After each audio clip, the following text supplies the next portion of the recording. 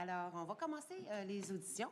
Alors, nous avons pour cette première ronde Maître Guillaume Rousseau, professeur titulaire à la Faculté de droit de l'Université de Sherbrooke, qui est en visioconférence, ainsi que Maître Christiane Pelchat, qui est avec nous aujourd'hui. Alors, Madame, Monsieur, vous avez une période de 10 minutes pour votre exposé et par la suite, on va pouvoir échanger avec les parlementaires. Alors, votre 10 minutes commence maintenant. Je pense que je vais laisser la parole à mon collègue Guillaume Rousseau, qui est avec nous en visio. C'est Guillaume qui va prendre les premiers 5 minutes, Guillaume. C'est bon, alors, bonjour tout le monde, bonjour chers parlementaires. Donc, merci pour l'occasion de vous parler du projet de loi 9. Comme vous le savez, c'est un projet qui fait suite au rapport Pelchat-Rousseau que l'on a du comité que l'on a co-présidé. Donc, ça nous fait vraiment plaisir de pouvoir commenter le projet de loi. Et particulièrement dans mon cas, ça me fait plaisir de le faire à partir de l'Université de Nîmes où je suis ici pour rencontrer notamment les gens de l'équipe du diplôme universitaire en matière de laïcité, leur parler de la laïcité québécoise, notamment du projet de loi 9. Donc, voilà la raison du fait que je ne suis pas présent avec vous.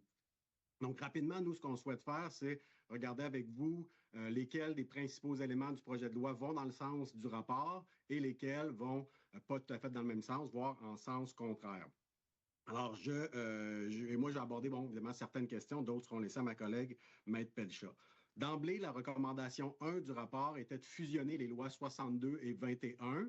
Et effectivement, le projet de loi va dans ce sens-là. Par contre, le projet de loi prévoit aussi une autre loi différente de la loi sur la laïcité, donc à son article 27.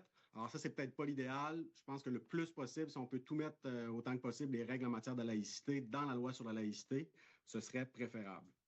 Ensuite, recommandation 10 sur la fin progressive du financement des écoles privées religieuses. Bien, ça trouve écho dans le projet de loi avec l'article 21. Ensuite, recommandation 13 du rapport à l'effet d'interdire à l'avenir d'élever ou d'apposer un nouveau signe ou un nouvel emblème religieux sur les monuments de l'État. Eh bien, c'est repris à l'article 13 du projet de loi. Et ça, c'est bien parce que sinon, à l'heure actuelle, c'est comme implicite à l'article 17 dans un bouquin, loi sur la laïcité de l'État annoté. J'explique que par interprétation, on peut penser que cette règle-là s'applique à l'article 17, mais ce n'était pas très clair. Maintenant, si le projet de loi est adopté, ce sera dans la loi, ce sera donc plus clair. Recommandation 14 sur l'interdiction des représentations des signes religieux dans les affiches, les publicités du gouvernement. C'est repris à l'article 17.2 qui est proposé par l'article 14 du projet de loi. Et ça, donc, c'est tout à fait souhaitable pour la neutralité religieuse de l'État qui doit être réelle et apparente, nous apprend la Cour suprême dans l'arrêt Saguenay, Mouvement laïque du Québec contre Saguenay. Alors, le projet de loi va dans le sens du rapport ici aussi.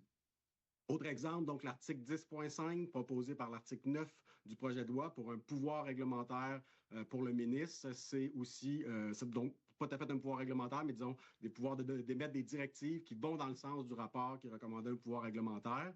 Et on sait qu'en France, par exemple, il y a la loi de 1905, mais pas seulement. Il y a aussi toutes sortes d'actes administratifs qui permettent de faire progresser la laïcité. Donc, ça va dans ce sens-là. Ensuite, en matière d'accommodement religieux, les recommandations 18, 40 à 42, 44, beaucoup de choses en matière d'accommodement religieux.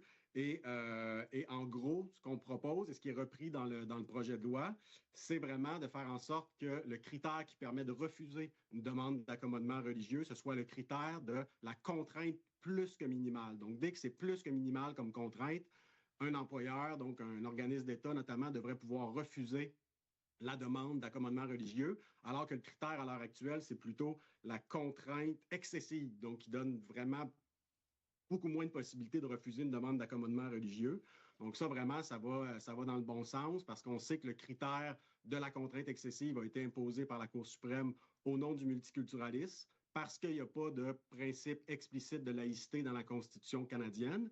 Donc, puisque le multiculturalisme n'est pas le modèle québécois, surtout depuis la loi 84, et que maintenant la laïcité, c'est matériellement constitutionnel en droit québécois et peut-être bientôt formellement constitutionnel, et aussi, dans le cadre du comité Pelchat-Rousseau, on a vraiment rencontré beaucoup d'acteurs du terrain qui nous ont dit qu'il y a beaucoup d'accommodements religieux dans certains organismes. C'est très lourd. On parlait de l'importance des services publics tantôt. Bien, une bonne façon, je pense, de favoriser des bons services publics de qualité, c'est d'éviter les accommodements religieux trop nombreux. Et c'est vraiment ce qu'on nous a dit sur le terrain. Beaucoup d'accommodements religieux, très coûteux dans certains cas, beaucoup de crainte de poursuites judiciaires. Et l'autre chose qu'on a constaté, nous, en parlant à des dizaines et des dizaines d'acteurs sur le terrain en matière de laïcité, c'est qu'en fait, souvent, les acteurs dans les organismes publics, ce qu'ils font, c'est qu'ils appliquent déjà la contrainte plus que minimale. Donc, dès que la demande d'accommodement religieux ferait en sorte qu'il y aurait une contrainte plus que minimale, on refuse. Or, techniquement, ce n'est pas légal, puisque c'est plutôt le contraire, le critère de la contrainte excessive. Alors, en prenant plutôt le contraire, le critère de la contrainte plus que minimale, on vient légaliser ce qui existe déjà, on donne de la sécurité juridique, de l'autonomie aux organismes qui pratiquent déjà le critère de la contrainte plus que minimale. Donc, c'est vraiment quelque chose qui est bien. Pour ce qui est maintenant des aspects du projet de loi qui ne vont pas dans le sens du rapport, qui vont même en sens inverse, il y a l'article 3 du projet de loi qui propose d'abolir l'actuel article 4, alinéa 2 de la loi sur la laïcité de l'État. Et cet article-là, cet alinéa-là, à l'heure actuelle, protège le droit à des services publics laïques, le droit des institutions laïques. Et là, on propose d'abroger ce droit-là. Bon, là, il se retrouve dans le projet de loi 1 sur la Constitution, mais dans le projet de loi 1, on en fait un droit collectif de la nation, alors qu'ici, on parle vraiment d'un droit individuel à des services publics laïques. Et ça, c'est très important pour deux raisons. Politiquement, la façon que c'est rédigé, c'est un droit des services publics laïques dans la mesure prévue par la loi. Ce qui fait que toutes les interdictions visent le respect de ce droit-là. Et ça, c'est important de comprendre ça. Les interdictions ne sont pas arbitraires. Et ensuite, le droit des services publics laïques permet l'intérêt pour agir. Donc, fait en sorte que des groupes, dont Droit collectif Québec, dans l'affaire Droit collectif Québec contre le Conseil de la magistrature, peut intervenir pour défendre la laïcité parce qu'il y a un droit à des services publics laïques. Donc, à mon avis, il ne faut vraiment pas abolir ce droit puis le remplacer par un droit collectif de la nation. Ce n'est pas l'idéal. Ça prendrait les deux, le droit individuel et collectif. Et à mon avis, ça va dans le sens contraire du rapport, puisqu'à plusieurs endroits dans le rapport, recommandations 26, 25, 20, 27, on propose plus de droits individuels en matière de laïcité, droit des services publics laïques, qu'on peut saisir le tribunal pour avoir réparation, droit des enfants d'être protégés contre les pressions religieuses, droit des travailleurs de l'État d'exercer dans les institutions laïques. Donc, vraiment, le rapport va dans le sens de donner plus de droits en matière de laïcité et là-dessus, le projet de loi ne suit pas le rapport. Je m'arrête ici par crainte de prendre plus de temps que le 5 minutes qui m'est alloué, mais si jamais il reste un tout petit peu de temps, je pourrais compléter. Merci, Guillaume. Je pense que tu as grigé un peu de mon temps, mais je vais essayer de faire ça vite. Alors, merci, Monsieur le ministre, Mesdames, Messieurs les députés, de nous recevoir ce matin. J'imagine que vous avez eu la chance de lire notre rapport, qui est assez volumineux. Je réfère à la première partie du rapport et je vais lire deux paragraphes qui se trouvent dans notre première partie.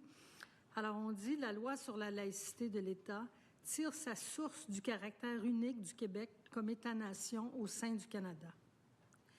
On peut même affirmer qu'à l'instar de la Charte des droits et libertés et la Charte de la langue française, la loi sur la laïcité de l'État est l'expression de la spécificité du Québec et sa volonté de la protéger. » Ce paragraphe-là, Monsieur le Président, c'est important, puis je regarde mes anciens collègues députés libéraux, mon ancienne famille partisane, parce que je ne fais plus partie d'aucune équipe politique. Ce passage-là est inspiré par le mémoire d'expert de feu Benoît Pelletier. Benoît Pelletier avait réussi à démontrer comment la laïcité de l'État était liée à l'identification, à l'État-nation du Québec. Je vous invite à le relire. Ça fait plaisir de remettre en lumière les propos de Benoît. Durant nos travaux, on a consulté, comme Guillaume a dit, on a consulté beaucoup de monde, beaucoup de groupes. Et moi, je vais m'en tenir particulièrement au CPE et aux droits des femmes. Ce qu'on s'est aperçu, c'est que pour les CPE, les garderies subventionnées à 100% par l'État, entendons-nous, et les bureaux coordonnateurs, maintenant, qui sont inclus dans la loi, la loi sur la laïcité n'était pas appliquée, mais pire, les principes jurisprudentiels de la laïcité ou de la neutralité de l'État à ce moment-là n'étaient pas non plus appliqués. Il me reste seulement qu'une minute. Et, mon Dieu, et c'est pas seulement les signes religieux. Ce que je veux dire, c'est que c'est complètement superflu et absurde de parler de nombre de personnes qui portent un signe religieux. On parle de principes à l'article 2 de la laïcité qui doivent s'appliquer aux représentantes et aux représentants de l'État. C'est au-delà du nombre. Un principe juridique s'applique et dans MLQ, dans la Cour suprême, qu'est-ce qu'elle a dit dans MLQ? Elle a dit le maire de Saguenay n'a pas le droit, puisqu'il incarne l'État, de faire une prière. C'est ça que la Cour suprême a dit. C'est un représentant de l'État. Alors, c'est pas qu'il y ait il y a seulement qu'une prière, c'est pas grave, on peut le laisser aller. Non. C'est le principe de neutralité religieuse de l'État qui va avec l'article 2 de la loi. Et c'est ça qui est oublié, malheureusement, par le débat actuel. Voilà. Je sais que ça passe vite, 10 minutes. Ben oui. Mais vous allez avoir beaucoup de bonnes questions. Vous allez avoir le temps de pouvoir répondre à ces questions. Alors, on commence l'échange avec les parlementaires. Et je me tourne du côté du ministre. Et vous avez 16 minutes 30 secondes pour votre enquête. Merci, Mme la Présidente. Merci beaucoup à vous deux. Merci pour le rapport. On a peu de temps ce matin, c'est vrai. Mais heureusement, on peut se référer à votre rapport parce qu'il y a beaucoup de choses qui y sont. Ça a été dit, plusieurs éléments du rapport ont été repris, pas tous. Puis on peut en discuter aussi. Puis le projet de loi est perfectible, évidemment. Mais j'ai entendu tantôt une collègue qui dit, bien, dans le fond, ça, c'est pas une préoccupation des Québécois, la laïcité. Pourquoi le gouvernement arrive avec ça? Les Québécois veulent parler du coût de la vie, puis des listes d'attente, puis des nids de poules. Fait que pourquoi qu'on parle de laïcité, bon, etc. Mais vous avez consulté beaucoup. Vous n'avez pas simplement réfléchi à deux, puis écrit un rapport, une thèse là, de qu'est-ce que vous pensez. Pouvez-vous nous donner des exemples concrets? Vous en avez donné quelques-uns. Des exemples concrets, que ce soit pour les accommodements raisonnables, ou ce qui se passe dans des garderies ou ailleurs, qui montrent que le statu quo, c'est pas une bonne idée, puis que des éléments de ce projet de loi peuvent être transformateurs puis améliorer les services publics puis de vivre ensemble. Je vais me permettre de répondre particulièrement. Je vais revenir au CPE pour garderies privées subventionnées. Ce qu'on a compris, moi j'ai parlé à des enseignantes, 34 ans d'expérience d'enseignement. Une enseignante me disait, particulièrement pour les éducatrices voilées, ce que ça instituait dans l'école, c'est il y avait un écart entre les professeurs, les enseignantes, dont les signes religieux étaient interdits, et les éducatrices pour lesquelles les signes religieux n'étaient pas interdits. Cette enseignante-là, qui a enseigné toute sa vie à une école à côté de l'école Bedford, je ne veux pas la nommer, me disait qu'à partir de ce moment-là, elle n'était plus un référent pour les enfants de sa classe. C'est l'éducatrice voilée qui devenait un référent. Par exemple, Madame, est-ce que je peux manger cette nourriture-là? Il n'allait pas voir est-ce que c'est conforme? Est-ce que c'est halal? Est-ce qu'on a le droit de manger cette nourriture-là? Ou encore, l'enfant se blessait, normalement, il s'en allait toujours vers son enseignante, mais là, non, il allait vers l'éducatrice voilée. Donc, le référent devenait la personne avec le signe religieux. Ce que ça fait, c'est que ça institue un climat de religiosité dans l'école qu'on ne veut pas avoir nécessairement dans une école dite laïque. Mais je me permets de dire, par exemple, que cette enseignante-là m'a dit que le ministère de l'Éducation, au-delà des signes religieux qui étaient interdits par l'article 4, ne faisait aucune publicité, aucune promotion pour aider l'école à appliquer, par exemple, le principe 2, l'article 2 de la loi sur la laïcité. Et ça nous a été dit aussi par d'autres enseignants. Puis pire, monsieur le ministre, les CPE dits religieux qui ont été signalés par le journaliste de la presse, Francis Veil, des gens qui travaillent à la QCPE ou qui ont travaillé à l'Association québécoise des CPE me disaient « Essayez pas d'envoyer votre enfant dans un de ces CPE-là qui n'est pas de la confession religieuse parce qu'il ne pourra jamais s'intégrer. » Parce que le ministère de la Famille a laissé perdurer la confessionnalisation de ces établissements-là. Et c'est la même chose pour beaucoup de garderies subventionnées. Alors, au moment où on avait un réseau scolaire déconfessionnalisé, on avait un certain réseau de CPE, dans certains cas, qui, lui, se confessionnalisait. C'est ce que vous nous expliquez. OK. Et j'aimerais entendre peut-être Maître Rousseau par rapport aux accommodements. Puis vous avez parlé tout à l'heure dans votre présentation des critères. Est-ce qu'on utilise le critère de contrainte excessive, de contrainte plus que minimale? Pouvez-vous nous l'expliquer un peu concrètement, là, pour des gens qui ne sont pas des juristes? Qu'est-ce que ça veut dire, ce changement-là, ce changement de balise pour ce qui est d'octroi d'accommodements religieux sur une contrainte excessive plus que minimale. Ça veut dire quoi, ça, au quotidien ou dans une entreprise? Oui, donc merci pour la question. Je vais me permettre de répondre rapidement à la question précédente. Un autre exemple qu'on a constaté sur le terrain lors de notre étude dans le cadre du comité Pelcha-Rousseau, c'était l'exemple des étudiantes au visage couvert, donc dans des cégeps. Donc ça, il y en a plusieurs, donc c'est pas un ou deux cas, c'est vraiment plusieurs cas et ça a été confirmé autant par des membres du personnel qui vivent ça très difficilement dans certains cas et par des membres de la direction, syndicats et tout. Donc c'est vraiment quelque chose qu'on a très, très bien documenté et il y a un article du projet de loi en lien avec ça. Sinon, sur les accommodements religieux, effectivement, donc à l'heure actuelle, le critère, c'est qu'un organisme public ou privé d'ailleurs doit accommoder la personne qui souhaite un accommodement religieux tant que l'accommodement ne cause pas une contrainte excessive. Donc, ça peut être des changements importants dans l'organisation de l'organisme, dans les services et tout. Il faut vraiment que la contrainte soit excessive pour qu'on puisse la refuser. Alors que nous, on propose plutôt que ce soit, et c'est ce que fait le projet de loi, que ce soit la contrainte plus que minimale.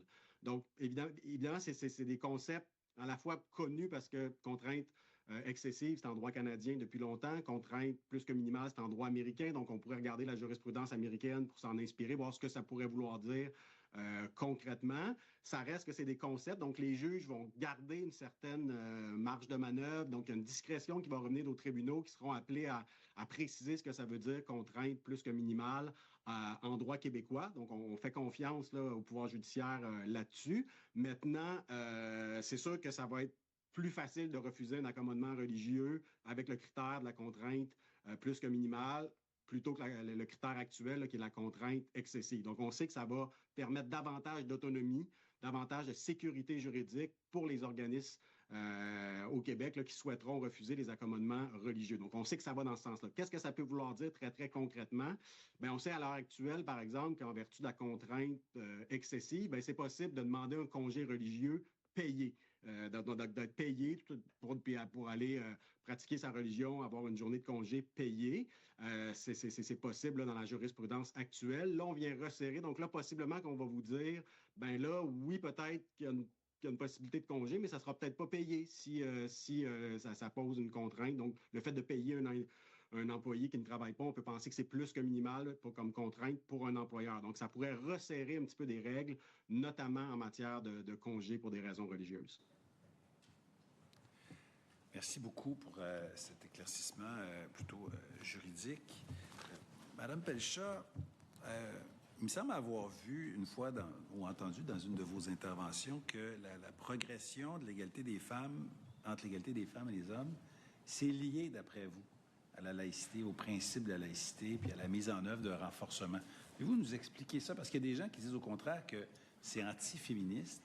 Vous avez une posture différente. Pouvez-vous l'expliquer, profiter du moment aujourd'hui? Moi, ça fait depuis 2007 que je me penche sur cette question-là.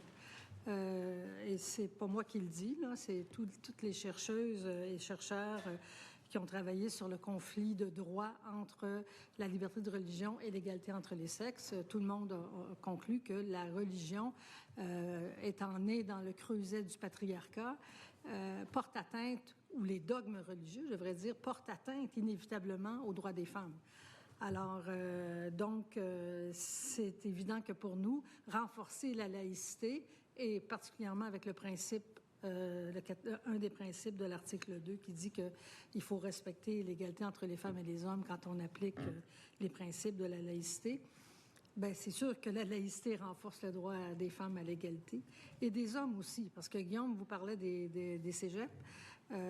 Quand des professeurs de cégep se voient refuser la possibilité d'identifier une jeune fille complètement voilée parce que c'est un homme, je peux vous dire que plusieurs hommes de ces cégeps-là nous ont dit qu'ils étaient très mal à l'aise avec cette discrimination-là. Alors, ça renforce, oui, l'égalité des femmes, mais aussi l'égalité des hommes. Merci. Et d'ailleurs, Monsieur le ministre, oui, c'est pour ça qu'on a insisté sur l'importance de ne pas permettre le voile complètement, le visage complètement couvert dans toutes les institutions publiques. Dans les cégeps à Montréal, je comprends que ce n'est pas le cas dans les régions, mais dans certaines régions, on nous a dit que c'était de plus en plus le cas. Les jeunes femmes voilées complètement dans les cégeps, ça se voit régulièrement, que ce soit Maisonneuve, Saint-Laurent, Antique, etc., les profs nous ont dit que ça se voyait très souvent. Et ça, encore une fois, ça devient difficile, particulièrement en soins de santé, par exemple, ou en sciences infirmières. Une professeure nous a dit, je ne sais pas comment faire quand on a des stages, les jeunes filles qui arrivent complètement voilées, dans les hôpitaux, les patients ne les voient pas. Les patients ont peur. Ils se demandent à qui elles ont affaire. Et ça, c'est vraiment nul c'est vraiment très difficile pour la relation patient-soignante. Mais aussi, ça instaure un climat, encore une fois, de religiosité dont on n'a pas, dont il n'est pas la place dans les institutions publiques. Alors, et moi, je dis en plus, je l'ai dit, je le redis, le voile intégral, c'est une atteinte à la dignité des femmes. Ça dit que les femmes sont à ce point indignes qu'elles doivent complètement se couvrir le visage pour apparaître en public. Et ça, écoutez, là, comme féministe matérialiste, je ne peux pas supporter ça. Donc, on n'est pas dans le théorique ou l'accessoire ou des choses dont les Québécois se soucient guère, si je vous suis.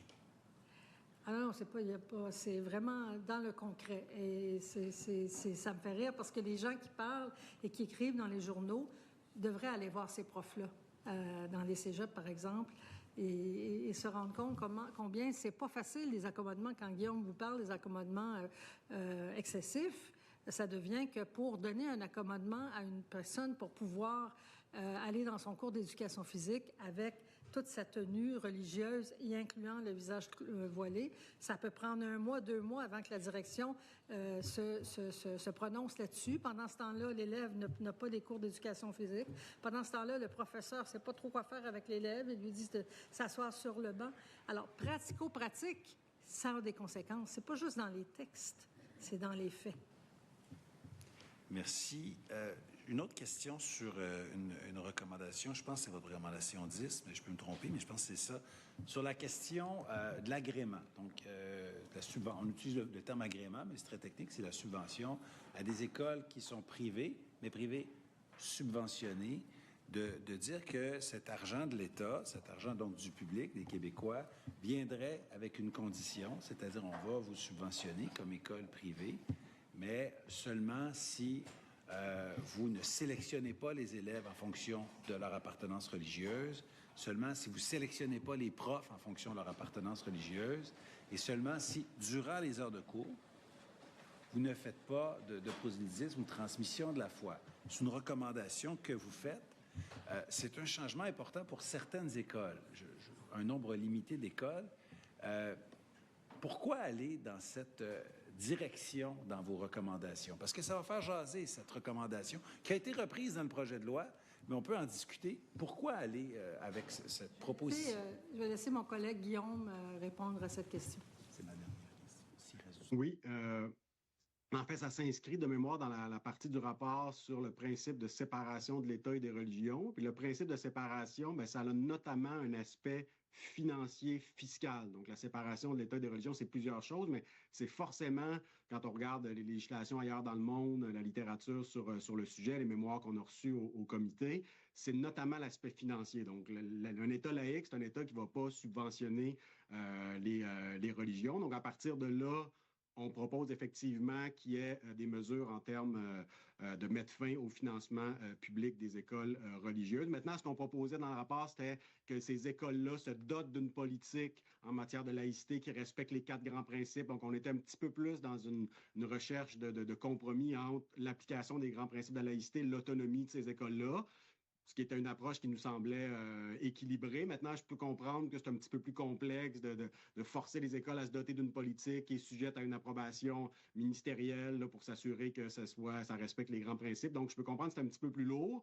Là, ce que propose le projet de loi, c'est dans le même esprit, donc d'une laïcisation au moins partielle de ces institutions-là, où ces institutions-là peuvent continuer d'être religieuses, mais ne plus avoir de fonds publics.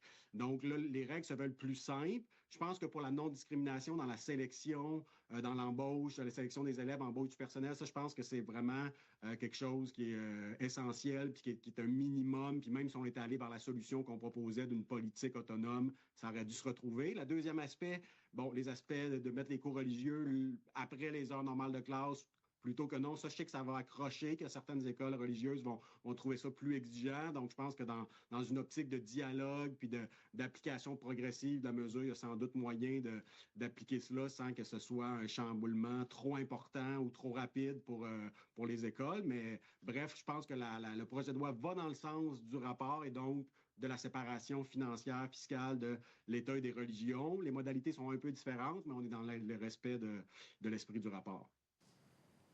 Merci pour ces précisions, Madame la chère co-auteure du rapport. Et Madame la Présidente, je vais laisser les collègues poursuivre les échanges. Merci. Alors, je vais laisser la parole à la députée de Anjou-Luriel. Il reste 1 minute 34 secondes. Merci, Madame la Présidente. Alors, rapidement, Maître Rousseau, ma question s'adressera à vous. Dans la 3e et la 4e partie de votre rapport, vous présentez le résultat des travaux menés par le comité. Alors, c'est un bilan de l'application de la laïcité qui donne lieu à 50 recommandations. Alors, simplement, ma question est à l'effet, dans quelle mesure le projet de loi 9 répond aux risques juridiques que vous avez identifiés dans votre rapport? Donc, je vous dirais dans une large mesure, tantôt j'ai tenté d'identifier certains aspects du projet de loi qui vont dans le sens de certaines recommandations, parce qu'il faut comprendre que les recommandations sont directement liées au bilan de la loi. Donc, nous, on parle à des dizaines de personnes, on a des mémoires d'experts, on regarde la jurisprudence, et effectivement, on remarque qu'il y a certaines lacunes, certains défis, certaines atteintes à la laïcité, et on fait des recommandations pour qu'il y ait un renforcement de la laïcité. Et il y a plusieurs éléments du projet de loi qui vont dans ce sens-là. Enfin, pratiquement tous les éléments du projet de loi, sauf l'abrogation de l'article 4 alinéa 2 sur le droit des services publics laïques. Et de manière générale, on ne va pas dans le sens, le projet de loi ne va pas dans le sens du rapport pour donner des droits, donner des recours aux gens qui seraient victimes d'atteinte à la laïcité. Donc, c'est peut-être là qu'il y a une faiblesse, mais globalement, le projet de loi va dans le sens du rapport et donc du renforcement de la laïcité. Merci beaucoup. Il reste 12 secondes. C'est bon? Merci. Merci beaucoup. Alors, on poursuit avec l'opposition officielle et la députée de Bourassa-Sauvé. Vous avez 12 minutes 23 secondes pour votre formation politique. Merci, Madame la Présidente. Bonjour, Monsieur Rousseau. Bonjour, Maître Pelchat. Merci beaucoup d'être avec nous aujourd'hui. Maître Pelchat, donc, vous exempliez un peu plus tôt, donc, vous donnez... vous émettez donc la situation donc des élèves donc, qui se tournent donc, vers certaines éducatrices lorsqu'elles portent un signe religieux. Puis, bon, je vous entendais donc sur ce cadre-là. Puis la question que j'avais pour vous sur cet exemple, c'est de voir, selon vous, est-ce que vous pensez que le cadre actuel ne permet pas d'encadrer donc ce type de situation-là? Vous me dites, donc, le cadre législatif actuel, le cadre réglementaire, là, on parlait, donc, je pense que c'était dans un cadre scolaire, donc la loi sur l'instruction publique et les politiques qui sont appliquées par les différents centres de services scolaires, donc, selon vous, ne permettent pas, donc, de cadrer les situations que vous évoquez? Bien là, la loi qui empêche le port des signes religieux chez les éducatrices a été adoptée ou va l'être. Je me souviens plus, la loi 93, je pense. La loi qui avait... Mais donc, cette question-là, elle est comme réglée puisque les éducatrices n'ont plus le droit de porter ces signes religieux-là. Ce que ça créait comme situation, selon les enseignantes, c'est que ça fait un mélange des genres. Et c'est là le problème. Il y a un mélange des genres entre laïcité, neutralité, séparation du religieux et de l'État et climat de religiosité. C'est ça le problème. Et quand les normes, et ça, je ne pense pas que ça relève du service scolaire, il faut que l'État prenne ses responsabilités et adopte des lois, mais surtout les applique, parce que c'est un gros problème. Le ministère de l'Éducation, malheureusement, ne fait pas son travail de sensibilisation et d'application de la norme dans les lieux où ils étaient visés. L'article 2, par exemple, de la séparation de la laïcité, qui prévoit la séparation entre le religieux et l'État, ils n'ont aucune, les profs, en tout cas à ceux à qui on a parlé, ils n'ont aucune notion de comment ça doit s'appliquer. Alors non, je ne pense pas qu'il y a les ressources nécessaires pour faire appliquer ces normes-là. Et je reviens encore à MLQ contre Saguenay, quand la Cour suprême dit on ne sait pas c'est quoi la neutralité. Il n'y a pas de définition, il n'y a pas... On le sait parce qu'on a un jugement ici qui en a parlé une fois, où mais là, avec la loi 21 et la loi 9 qui vient renforcer, il y a des balises législatives claires qui vont guider. non seulement le ministère de l'Éducation ou les autres ministères, mais les tribunaux aussi, pour dire voici comment on doit interpréter la neutralité de l'État. Et j'ai pas eu l'occasion de vous en parler, mais il y a eu des dérives jusqu'à il n'y a pas longtemps. Par exemple, la Société d'assurance automobile du Québec, elle nous l'a dit, on les a entendus, nous ont avoué qu'ils administraient encore la directive de la Commission des droits de la personne à l'effet qu'on pouvait donner satisfaction à un homme qui ne voulait pas être servi par une femme. Puis on lui dit, OK, on va vous donner un accommodement raisonnable, ce qui est à mon sens tout à fait déraisonnable. Vous allez être servi par un monsieur. Imaginez, vous, Madame la députée, si je vous disais, ce monsieur-là ne veut pas être servi par une noire. Qu'est-ce que vous diriez? On va lui donner un accommodement raisonnable, on va lui donner une belle petite Madame blanche, parce qu'il ne veut pas être servi par une Madame noire. Hein? C'est assez une grave atteinte. C'est gros, là. Mais parce que c'est une femme, c'est jamais trop grave. Ça, on est habitué à ça, là. N'en déplaise, mais c'est parce que ça fait longtemps qu'on vit ça, là. Mais ce genre-là, jusqu'au mois de novembre dernier, c'est encore appliqué. Et la loi, monsieur le ministre est obligé de mettre ça dans sa loi pour dire que c'est interdit, la discrimination faite aux femmes. Fait que quand l'État, que le législateur s'affirme et s'exprime, c'est jamais de trop. Et je vais vous dire, demain, je suis en commission parlementaire pour une autre loi. Je n'aurai pas du tout le même discours, mais cette loi-ci, c'est une loi modérée. C'est une loi qui vient renforcer des principes. On n'est pas d'accord. Il y a des choses qu'on aurait aimé voir dans la loi qui ne sont pas là. Moi, je tiens particulièrement au service laïque comme droit individuel, comme Guillaume le dit, mais c'est une loi modérée. La loi 21, c'est une loi modérée. Relisez un avis que j'avais fait en 2011. Vous verrez que j'étais pas mal plus exigeante que ce qu'on a devant nous. Alors, il ne faut pas monter dans les rideaux dans ce cas-ci. Et les services scolaires, là, je vais vous dire une chose, particulièrement à Montréal, c'est ceux-là avec lesquels moi j'ai travaillé plus, ils ont besoin d'un petit coup de main. Hein? Puis c'est le rapport Bedford qui l'a démontré pour appliquer les lois et appliquer les normes juridiques qui sont déjà en vigueur. Alors non, je pense que la loi ici, elle n'est pas superflue. Au contraire. En fait, vous venez justement donc de répondre un peu par la bande à la question que j'avais initialement en disant, vous parlez donc d'un coup de pouce, mais en disant donc qu'il y a des lois et des normes qui sont déjà en vigueur. Ma question initiale donc parlait donc du contexte donc pré-projet de loi 94, là, en disant, mais ce qu'on entend beaucoup, nous, de notre part, donc sur le terrain, c'est qu'on a un cadre normatif qui permettrait aux autorités pertinentes de prendre action, mais que parfois, pour toutes sortes de raisons, donc décident donc de ne pas utiliser les outils qui sont à leur disposition. Et c'était ça, donc le principe donc de ma question initiale, en disant, bien, la situation que vous avez évoquée, l'exemple que vous avez évoqué, donc est en contexte scolaire, là, mais je comprends que avec votre plaidoyer, donc il s'applique aussi dans le contexte des services de garde éducatifs à l'enfance. Nous disposons donc d'un cadre normatif qui permettrait à ce type de situation-là que vous et moi, là, nous dites, mais nous disons donc toutes les deux, mais manifestement, donc ça n'a pas sa place. Mais le cadre actuel permet déjà aux autorités compétentes de prendre action. C'est là que... Et puis les garderies subventionnées. Et surtout Pourquoi? pas comment le ministère de la Famille interprète leurs obligations, parce qu'eux autres, indépendamment, pour eux, les obligations légales ne s'appliquent pas au CPE, donc il n'y en a pas d'obligation, même pas jurisprudentielle. Alors, parce qu'évidemment, je ne suis pas porte-parole en matière de famille, donc je ne connais pas donc, la loi sur les services de garde éducatifs à l'ensemble, donc dans toute sa teneur, mais de ce que je comprends, il existe déjà des dispositions, là, je comprends que c'est l'article 9.1 de mémoire, là, mais autour donc, de cet article-là qui nous parle donc, des principes de laïcité ou du fait donc, qu'il ne puisse pas y avoir donc, de prosélytisme religieux dans le cadre des services de garde éducatifs à l'ensemble qui sont donnés. 10.1 que vous parlez. 90.1, oui. merci. Oui. Bien, c'est interprété sur, comme par exemple, il y a des services de garde privés subventionnés où il y a des livres religieux un peu partout sur les tables des enfants, sur les étagères, etc.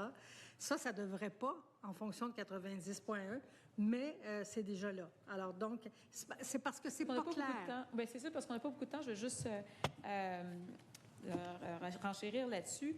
Là, vous le dites, donc en ce moment, donc ce n'est pas nécessairement appliqué. Donc, vous pensez que c'est un enjeu de clarté, Mais semble-t-il qu'à bien des égards, c'est peut-être aussi un enjeu d'exécution. Parce que Absolument. 90.1 Absolument. normalement devrait déjà l'englober. Mais déjà, le fait que la loi sur la laïcité s'applique au CPE et aux garderies subventionnées et au bureau coordonnateur, l'article 2, qui est, quant à moi, le principal article de la loi sur la laïcité, va s'appliquer. Et là, les obligations statutaires vont être beaucoup plus grandes pour le ministère de la Famille de faire appliquer une loi de son propre gouvernement, là. Donc, ils vont être obligés de faire appliquer les 4 principes de laïcité. Hein, les exemples qu'on a donnés, c'est que dans une garderie, un CPE, ils ne savaient pas trop, il y avait beaucoup de demandes pour la nourriture religieuse, fait qu'ils ont donné de la nourriture halal à tout le monde. Pas de problème, tout le monde a de la nourriture halal. Peu importe, ils n'ont même pas demandé aux parents, est-ce que ça vous dérange, tu sais? Non, peu importe. Alors, on bafoue le droit à la liberté de conscience et des parents et des enfants. On impose une religion comme un mode de gestion neutre, alors que ce n'est pas neutre. Le ministère de la Famille ne dit rien. Oui, mais ils ne sont pas obligés d'être laïcs, disent-ils. Alors, vous voyez, fait que déjà que l'application de la loi, l'article 2, s'applique au CPE, aux garderies subventionnées, ça va être déjà une obligation qu'ils devront faire respecter. Puis après ça, le prosélytisme par les livres, par les jeux, par les images, ou encore les obligations dans certaines garderies subventionnées. À Laval, il nous a été dit que les gardiennes, les éducatrices sont obligées d'assister à des cours de religion durant leur pause. Même si elles disent, oui, mais moi, c'est pas ma confession religieuse, c'est pas grave, tu vas assister. Ça devrait déjà l'empêcher. Non. En ce moment, non. Bien, selon le ministère, ils disent non, puisque la loi sur la laïcité ne s'applique pas à ces garderies subventionnées, non. Ils peuvent faire ce qu'ils veulent en matière de religion, sauf peut-être par l'article 90.1, mais encore là, est-ce que c'est vraiment appliqué? Ça, il faudrait aller le vérifier. Mais nous, on sait qu'il y a certaines garderies où ce n'était pas appliqué puisqu'il y avait des livres ou des images sur les murs. OK. Je regarde le temps. Prière de rue, comment est-ce que vous voyez l'applicabilité de ces dispositions-là dans le projet de loi? J'ai envie de... Ça, c'est pas fin. J'ai envie de laisser la réponse à Guillaume. Oui, donc... Je vais y passer Rousseau, on vous passe la POC. Oui, merci.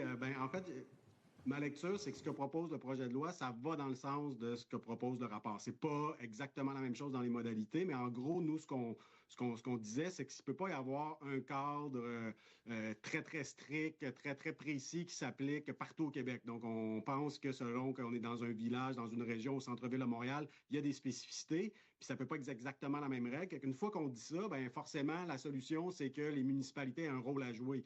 À l'heure actuelle, c'est déjà le cas. Elles ont des pouvoirs qui permettent d'encadrer des prières de rue, mais c'est un pouvoir discrétionnaire. Donc là, c'est de rendre ça un peu obligatoire, de faire en sorte que les municipalités se saisissent de cette question-là et qu'elles puissent donc encadrer ces manifestations-là. Et on dit bien les encadrer, non pas les interdire totalement. Donc encore là, le projet de loi va dans le sens du rapport. Maintenant, dans l'application comme telle, ben c'est ça. Donc, il y a une part de discrétion de la part des municipalités. Donc, c'est vraiment de s'assurer que les municipalités, et les critères semblent assez clairs là, dans le projet de loi, les critères qui permettent de l'interdire ou au contraire de permettre certaines manifestations religieuses collectives dans l'espace public. C'est quand même plus précis ce que propose le projet de loi que ce qui est à l'heure actuelle, qui est des pouvoirs plus généraux. Donc, ça devrait favoriser l'application avec le projet de loi par rapport au droit actuel.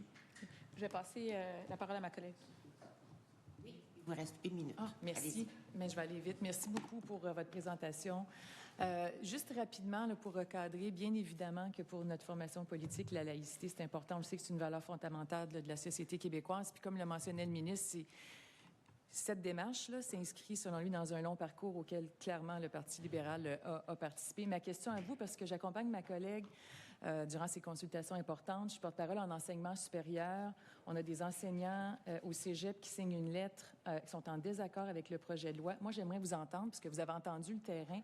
Il y a combien d'étudiantes voilées? C'est un phénomène en croissance que vous avez dit, donc on aimerait entendre davantage sur la problématique qui existe au niveau des institutions d'enseignement supérieur. Écoutez, encore une fois, avec tout le respect que je vous dois, c'est une question complètement farfelu de se poser la question sur le nombre de personnes qui portent des signes religieux. Alors que il y a une question de principe. C'est un principe, c'est que... Je dois vous arrêter. Malheureusement, le temps est écoulé. Alors, on termine avec le député de Matapédia. Je vais finir par le dire correctement. Pour 4 minutes, 8 secondes. Le temps est à vous. Merci, Madame la Présidente, Madame Pelchat, Monsieur Rousseau. D'abord, merci pour ce travail considérable que j'ai lu d'un couvert à l'autre. Vous faites œuvre utile et vous avez même convaincu à certains égards le gouvernement d'agir, notamment sur les écoles religieuses. Parce que je me souviens d'avoir entendu l'ancien ministre de l'Éducation questionner dans une grande émission de variété du dimanche soir et indiquer que non, c'était correct comme ça. Alors, merci d'avoir fait ça. Déjà, uniquement pour ça, ça valait la peine de faire le rapport. Ceci étant dit, cette question-là, pour nous, est importante. Je dirais qu'on a besoin de la définir. Alors, quand on parle d'une école religieuse, notre compréhension, c'est une école où la foi est au cœur du projet éducatif, où il y a des gestes religieux explicites, par exemple. Vous avez réfléchi à cette question-là. À quoi ça peut ressembler très concrètement? Des gestes religieux au cœur de la pédagogie. Je veux rappeler d'entrée de jeu à quiconque serait tenté de dire « Ouais, mais là, c'est une religion en particulier. » Les écoles religieuses, elles sont de toute confession. Elles sont catholiques, elles sont juives, elles sont musulmanes, elles sont orthodoxes. Donc, il y en a pour tout le monde. Je ne crois pas, et le Parti québécois ne croit pas, que l'État devrait financer des écoles dites religieuses. Alors, c'est quoi une école religieuse? À quoi ça peut ressembler concrètement? Puis, à votre discrétion, là, Mme Pelchat, M. Rousseau, de répondre. Je vais commencer la réponse, puis Guillaume pourra compléter. Vous avez raison, d'ailleurs, il y a plus d'écoles catholiques religieuses subventionnées par l'État que d'autres confessions. Il y en a 130 selon le ministère de l'Éducation, et ça, cette donnée-là date de 2012, je pense. Et donc, nous, on a recommandé, et comme Guillaume a dit, ça se traduit très bien dans ce que propose le projet de loi. Je vais laisser Guillaume parler pour la suite des choses parce que j'ai pas vu, moi, comment se traduisait la religiosité, mais c'est les écoles elles-mêmes qui se définissent comme écoles religieuses. Alors, juste avant, vous nous révélez qu'il y aurait 130 écoles. C'est un rapport qui a été fait au ministère de l'Éducation. Alors, j'aimerais que le ministre le rende disponible pour les parlementaires dans le cadre de ces débats. Je n'ai jamais eu accès à cette liste-là. J'aimerais que pour le bénéfice de tout le monde, on puisse identifier. Moi, j'ai pas, en tout cas, cette liste-là complète. Si c'est le cas, identifiez-moi ce qu'il y en est, mais j'avais pas cette lista-là. Sinon, oui, bien, je pense qu'à l'article 21 du projet de loi, donc, il propose d'ajouter d'ajouter un article 78.1 à la loi sur l'enseignement privé. Donc, quand on parle d'écoles où il y a transmission de convictions, de croyances religieuses ou sur la pratique religieuse, quand on parle de ségrégation, notamment pour des raisons, des critères religieux dans la sélection des élèves, des membres du personnel, je pense que les deux éléments qu'on a là, transmission de convictions, de croyances religieuses, ségrégation sur des critères religieux, je pense que c'est une bonne définition de ce que c'est qu'une école religieuse là, pour laquelle il ne devrait pas y avoir de financement. Donc, j'aurais tendance à penser que la définition sous-entendue par 78.1 est la bonne. OK. Vous avez indiqué que certaines écoles s'auto-définissent comme religieuses, mais il y a d'autres écoles qui nous écrivent, qui nous disent « Non, on n'est pas religieux. C'est plutôt l'inverse. » Alors, c'est pour ça que je reviens. Ça ressemble à quoi? Bon, il y a la discrimination sur l'embauche, par exemple. Est-ce qu'on pourrait s'imaginer, par exemple, qu'entre des cours, il y a de la prière, par exemple? Est-ce que ça existe dans certaines écoles présentement, financées par l'État? On n'a pas, en toute franchise, on n'a pas étudié ces spécificités-là dont vous parlez, comment se manifeste le religieux dans ces écoles-là. Et, je pense qu'il faudrait voir les 130 écoles qui se définissent comme religieuses, qui sont répertoriées par le ministère de l'Éducation, comment ça se traduit. Nous, on avait suggéré d'y aller progressivement. Le ministre choisit une autre avenue qu'on endosse et avec laquelle nous sommes d'accord, d'ailleurs. Merci. Je pense beaucoup. que déjà d'avoir Merci. Je dois vous arrêter. Le temps est parti au député, vient de se terminer. Alors, c'est ce qui met fin à cette première ronde d'audition. Je vous remercie infiniment d'être venu nous faire part de vos recommandations et je vais suspendre quelques instants le temps de recevoir le prochain groupe.